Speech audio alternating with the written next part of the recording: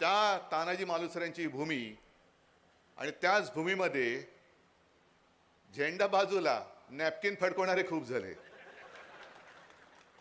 बरं, दुर्दैव असं आज मंत्री होणार, उद्या मंत्री होणार, परवा मंत्री होणार, स्वप्नातले पालकमंत्री, नवीन नवीन जॅकेट शिवली ती जुनी झाली, नवीन नवीन नॅपकिन घेतले ते घामाने भिजले, पण मंत्रीपद काय मिळतच नाही. आता काय करायचं त्यांच्यासाठी? पण त्यांना माहिती नाही की ही जी भूमी आहे ती गद्दारांची भूमी नाहीये, अजिबात नाहीये.